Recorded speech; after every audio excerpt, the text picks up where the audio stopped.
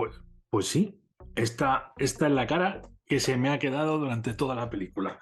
Porque hoy vamos a hablar de Spider-Man cruzando el multiverso o Across the Spider-Verse. Y ¡wow!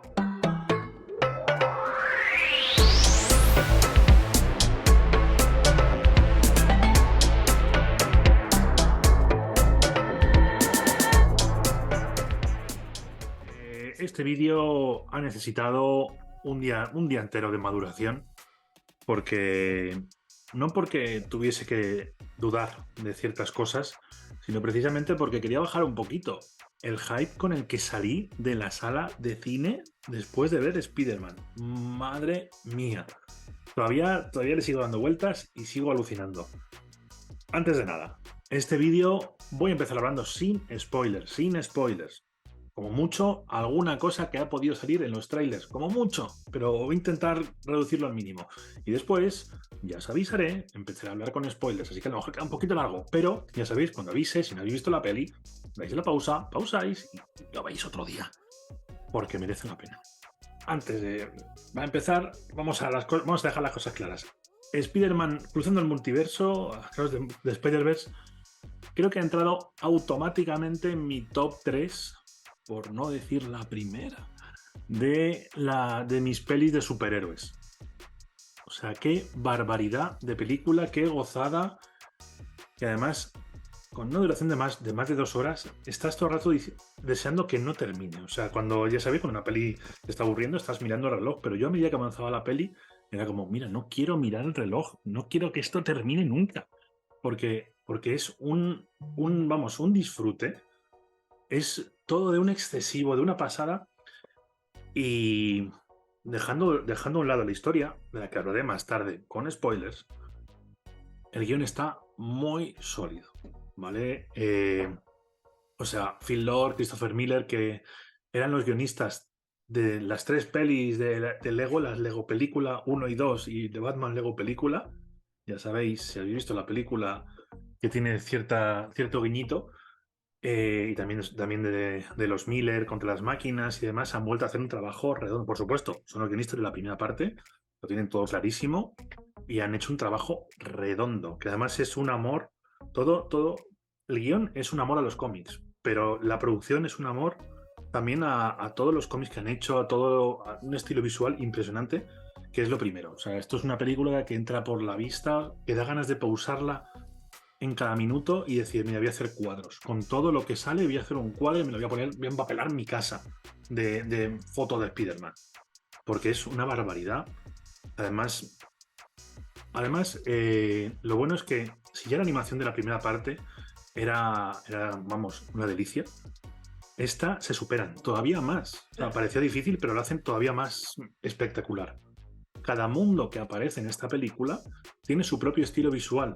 A veces, aunque no te des cuenta, al rato, al rato te fijas que los colores no son iguales. Por ejemplo, en el mundo de Miles Morales, de nuestro protagonista, ya sabéis, todo tiene ese desenfoque en los tres colores, en el típico RGB, que se desenfoca como una película. Pero, por ejemplo, en el mundo de la primera escena que aparece en la película, todos son brochazos. Que, que ya no solo el estilo de la animación, sino que a nivel de producción visual, todo es una cosa, ¿cómo decirte?, súper creativa. En toda la primera secuencia, los fondos, por ejemplo, desaparecen constantemente y se quedan solo los personajes hablando entre sí con un par de brochazos de fondo. O sea, todo es... Sony ha sido capaz de demostrar que se puede hacer una animación diferente a lo que está haciendo, por ejemplo, ahora mismo Disney y Pixar. No hace falta que sea todo ese estilo cartoon ni nada. Ya si habéis visto a Gato con Botas, por cierto, tenéis que verla. Esto también siguen para adelante con siendo experimentales, sin tener miedo a hacer cosas que nadie ha hecho y que además son una gozada. Todo. Bueno, y también hablemos de la música. La música tiene ese estilo urbano, ese estilo tan moderno que tenía la primera entrega. Y también, pues, es maravilloso. Si podéis ir al cine a una sala con un buen sonido, se agradece.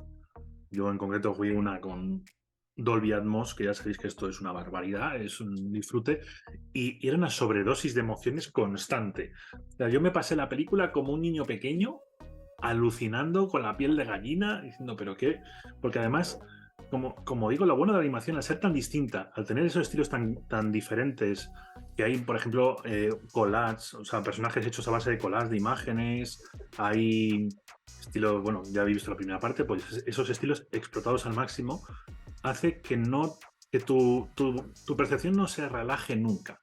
En una película normal de animación empiezas a ver la animación y dices, vale, tu cabeza ya hace un clic y dice, es así, y sigues para adelante. Pero aquí no te relaja, no te da tregua, porque encima si le juntas esos planos loquísimos que tiene la película, esas coreografías en las escenas de acción de la cámara metiéndose por todos los sitios, ya sabéis, el horizonte invertido como lo vi en la primera película, todos esos momentos que la verdad, o sea, yo vamos, me he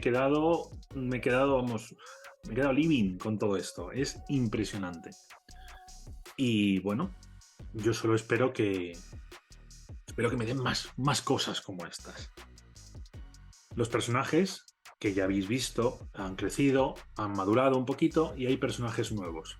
Pero ahora ya llega el momento de empezar a hablar con spoilers. No voy a hacer una barbaridad de spoilers, pero hay que empezar a hablar de ellos. Así que no habéis visto la película, pausadla, ir a ver la película, maldita sea, y luego seguirla. Pero si ya la habéis visto, vamos a retomar de aquí porque hay spoilers.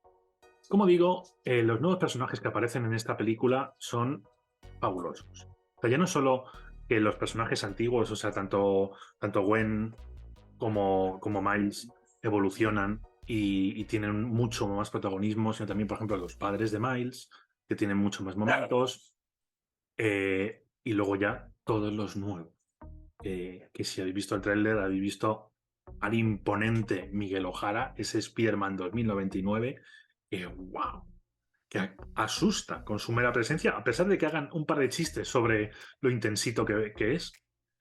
Y así, hoy no quiero monopolizar el vídeo sobre comentarios sobre los cómics, pero solo deciros que la película pues ha tomado sus licencias. O sea, no tengo excesivamente claro ahora mismo en mi cabeza como es todo el trasfondo de Miguel Ojara, del Spider-Man 2099, pero creo que han modificado cositas. No creo que nadie se va a tirar de los pelos, porque además es un personaje muy importante, muy guay en el universo de Spider-Man de los cómics, y que siempre suele aparecer cuando aparecen historias de los Spider-Versos o de la línea temporal. Aparece para molestar y para hacer sus historias. Pero, por ejemplo, también, si no sabéis, este Spider-Man con la sudadera azul, que está pintado como en 2D, que es también excesivamente intenso y darks, es Ben Reilly, que protagonizó la famosa o más bien infame saga del clon de Spider-Man de los años 90. Entonces es de los personajes más noventeros que hay en el mundo de Spider-Man. Por eso siempre está. Los cómics en los 90 se volvieron muy oscuros y muy intensos y muy dramático todo, ¿no? Entonces por eso él siempre está con sus dramas mentales, eh, y además siempre está haciendo eso de que tiene los músculos hipertrofiados y haciendo poses completamente incómodas y narrando en voz alta todo lo que pasa, porque eso es como eran los cómics en los 90, y Ben Reilly fue de los protagonistas de ellos. Y luego, pues, pequeñas apariciones nuevas, como por ejemplo Spider-Woman, Jessica Drew, la mujer esta de la moto que va embarazada. Aquí yo creo que es cuando más creativos han puesto en la película, ya que he hablado con varias personas y todo el mundo estamos de acuerdo de que parece que es una mezcla de varios personajes. Jessica Drew en los cómics no tiene absolutamente nada que ver con ese personaje. Es una superespía de Hydra, de Hydra Shield, porque es una agente doble que vuela, tira rayos. Pero aquí han juntado ese concepto de Spider-Woman, que además Spider-Woman siempre se mantiene bastante al margen del Spider-Verso de los cómics de Spider-Man, con posiblemente eh, Jessica Jones, ya sabéis, con Misty Knight, que es otro personaje también habitual urbano de Marvel. Y también no soy el único que piensa que ese tío buenorro, que es el padre de su futuro hijo, es Luke Cage. No sale nada, no sabemos, quién sabe, a lo mejor también es Miguel Ojara, no sabemos, pero no soy el primero que lo piensa. Y bueno, lo que es la historia es que es una montaña rusa de emociones. Yo decía eso, que no quería ver el reloj, porque a medida que avanza el tiempo y las tramas, de repente te das cuenta que están abriendo un montón de cosas. Y claro, yo estaba en la sala diciendo, pero ¿cómo van a cerrar todo esto? ¿En qué momento van a cerrar la historia de Miles en el universo 42? De, de Miguel O'Hara en el universo de Miles. ¿Cómo van a cerrar la historia de Mancha? Todo esto, ¿qué va a pasar? Y de repente se acaba la película. Me quedé, me quedé estupefacto, pero la peli me gustó tanto que soy capaz hasta de perdonarles que me hayan vendido media peli. Porque quiero 3 horas más de esta maravilla.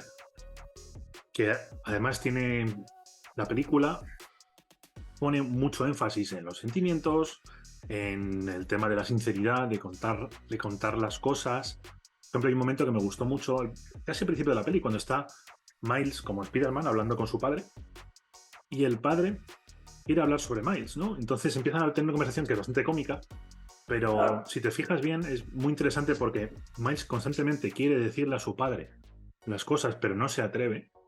Y su padre quiere contar a Spider-Man sobre Miles, pero no sabe cómo, porque incluso el propio Miles dice que las personas de su generación no están muy acostumbrados a contar las cosas, ¿no? Entonces es un momento muy bonito. También los momentos con la madre de Miles son muy guays.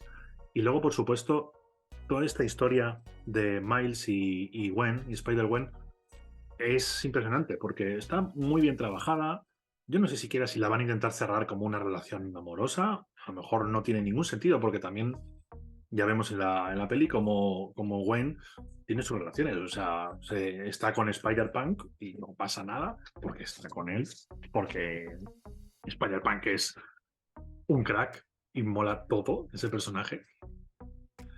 Y, y una cosa que me pareció un gran acierto es el tráiler. El tráiler, si habéis visto los trailers que fueron saliendo, yo en un momento dado dije, buah, ya sé de qué ve la película, me parece muy bonita, pero me la he visto en el tráiler.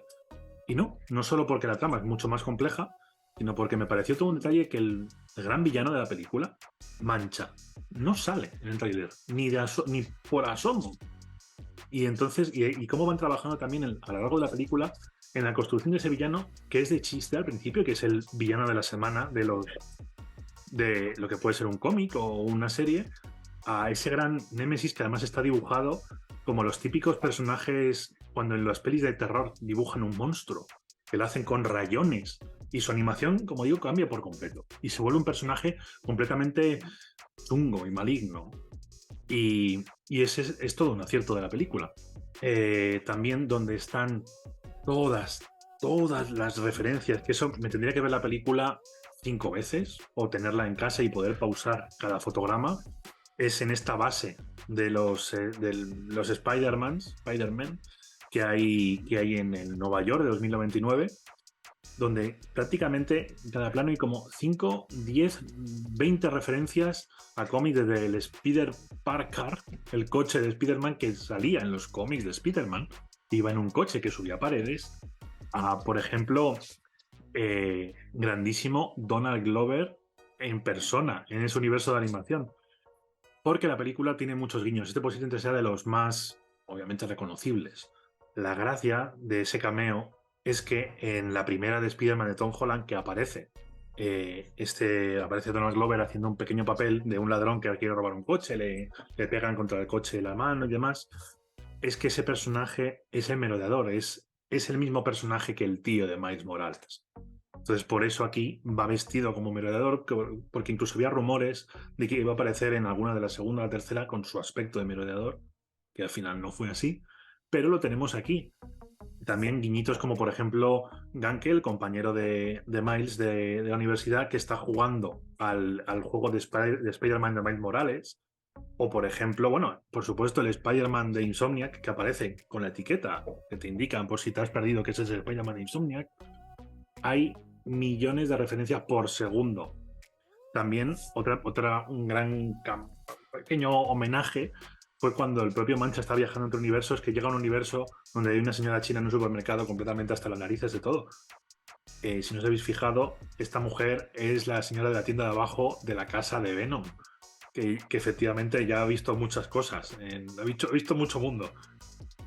Entonces, todo es un enorme homenaje, muy cuidado, con mucho cariño, con mucho cariño a la animación, a los personajes que ellos mismos han construido, a los cómics, porque muchos momentos, por ejemplo, todo el momento de principio de Gwen, en el que está descubriendo un poco cómo es, por qué está triste, por qué está deprimida, eh, son prácticamente viñetas de sus cómics, con un estilo muy peculiar que tenían unos arcos argumentales de los cómics de Spider-Man, y con ese estilo tan abstracto que tiene todo ese tramo. Y de hecho, un detalle muy majo de los cómics es eso, que todos los Spider-Man, Spider-Woman, tienen ciertos momentos canónicos. Todos pierden a un ser querido, todos pierden, bueno, a todos se les muere un tío Ben, a todos se les muere una Gwen Stacy o un capitán. Quizá lo que no está al 100% claro es lo del tema del capitán. ¿Qué pasa? Si Spider-Man tiene un familiar cercano que se hace capitán, está sentenciado a muerte. Por eso Gwen se alegra cuando su padre dice que no va a ser capitán. Eso me quedó un poco en el aire. Pero también me gustó mucho todo cuando Miguel O'Hara le está dando una paliza, una señora paliza a Spider-Man. Primero pasan dos cosas. Spider-Man en sus cómics siempre recibe hasta en el carnet de identidad. O sea, es posiblemente los personajes que más sufren a golpes habitualmente de los cómics. Pues aquí le está dando una paliza Spider-Man 2029 a Miles Morales y le está diciendo que es la anomalía original. A mí eso me hizo mucha gracia, sobre todo a nivel de pasándola a los cómics, ¿vale? Porque es verdad que hasta que no apareció Miles Morales en el mundo de los cómics de Marvel, en la cabecera de Ultimate Spider-Man, el universo de Spider-Man no estaba tan explotado. Sí que es verdad que efectivamente había futuros, como el 2099, y había clones, como Ben Reilly, y alguna cosa así, pero no lo habían explotado tantísimo como después de que apareciese Miles Morales, precisamente porque Miles Morales pertenece a un universo, estoy hablando en los cómics, ¿vale? Pertenece a un universo que ya no existe, que desapareció. Desapareció no solo porque se lo cargasen editorialmente, sino porque literalmente se explotó, se lo comieron, no me acuerdo muy bien, y sus personajes todos murieron, salvo él, que era tan querido por los fans que decidieron rescatarlo e incorporarlo en el universo normal de Spider-Man. Y lo que dice Miguel, que es la anomalía original, en su mundo ya había un Spider-Man que murió, y él tiene los poderes de un Spider-Man de un universo distinto. Ahora tengo mucha curiosidad de cómo será ese universo diferente con ese merodeador malvado, con ese Miles, Evil Miles, con ese de Nueva York que se puede ver en un plano pequeño con esa torre de Oscorp gigante, que hablan de las bandas de los seis siniestros, que es una versión muy chunga, y que ya desde el momento en el que Miles llega ahí, también te das cuenta que la animación es distinta, que los colores son diferentes, que todo está muy cuidado, por favor, qué maravilla. Es que tienen que hacer más películas así. Voy a ir cerrando porque si no me va a quedar larguísimo. Es una delicia de película. Es una maravilla todo lo que sale en Spider-Man Across the Multiverse. Y por favor, quiero ya la segunda. Pero ya, que me muero de ganas y que sigan haciendo animación así, distinta, bastante valiente, la verdad. Todo lo que salen, también una historia muy interesante. Y si lo habéis visto, comentadme a ver qué os ha parecido. Porque quiero saber si a alguien le chirrió algo, si hay algo que no les pareciese muy adecuado, no tengo ni idea. He escuchado, por ejemplo, yo personalmente la vi en versión original, me parecen las voces impresionantes. Oscar Isaac como Miguel O'Hara es una cosa, Daniel Kaluuya también que está ahí, es como el Spider-Punk, es bestial. Yo la he disfrutado muchísimo. Comentadme lo que pensáis vosotros. Dale like, seguidnos y haremos más como esta. Si os mola mucho, oye, quién sabe, a lo mejor puedo hacer un monográfico de cómics de Spider-Man o cosas así. Pedidlo. Pedid y se hará. Así que nos vemos en la próxima. Chao.